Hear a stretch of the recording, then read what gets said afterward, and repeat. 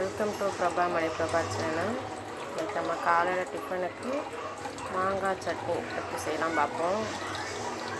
மாங்காய், அதுக்கு ஒரு மாங்காய், பெரிய வெங்காயம், வெள்ளைப்பூடு, சின்ன இஞ்சி துண்டு, காரத்துக்கு வத்தல், இப்படி கொஞ்சம் சேர்த்துக்கலாம். இப்போ மாங்காய் வந்து லைட்டாக அடுப்பில் வச்சு வாட்டி எடுத்துக்கலாம். அடுப்பு ஆன் பண்ணிவிட்டு இப்படி இதை சுட்டு எடுத்துக்கிறோணும். டேஸ்ட்டு செமையாக இருக்கும். நான் இன்றைக்கி ஒரு சின்ன மாங்காய் தான் எடுத்துருக்கேன், போதும்.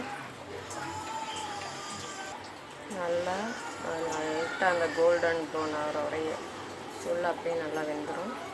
அந்த அளவுக்கு நம்ம நெருப்பில் வாட்டி எடுத்துக்கலாம்.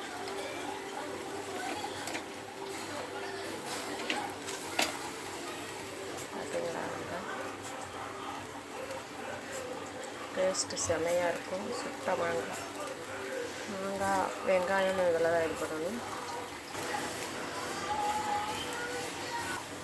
மாங்காய் ஸ்மெல்லு செமையாக இருக்குது.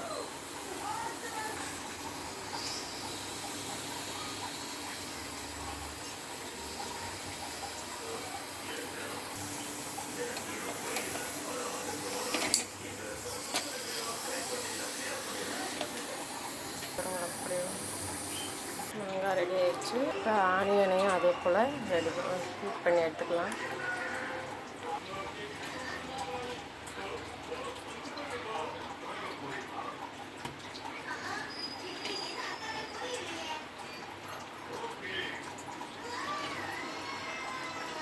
விறகு அடுப்பில் செஞ்சோம்னா இன்னும் டேஸ்ட்டு நல்லாயிருக்கும். வெங்காயத்தை எடுத்தாச்சு.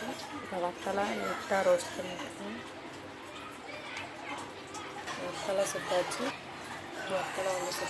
இப்போ வெள்ளைப்பூடையும் இஞ்சி தொண்டையும் லைட்டாக வாட்டி எடுத்துக்கலாம்.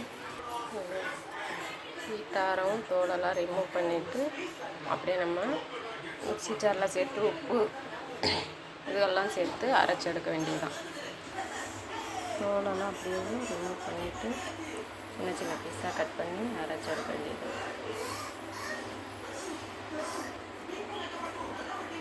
மாங்காய், வெங்காயம், வெள்ளைப்பூடு எல்லாம் சின்ன சின்னதாக நறுக்கியாச்சு. இப்போ மிக்ஸி ஜாரில் சேர்த்துடலாம். கொஞ்சோண்டு புளியும் உப்பும் சேர்த்து அரைச்சி எடுக்க வேண்டியது. உப்பு சேர்த்து அரைச்சி எடுத்துக்கலாம். அரைச்சி எடுத்துடலாம். அரைச்சாச்சு. இதை ஒரு பவுலில் மாற்றிடலாம்.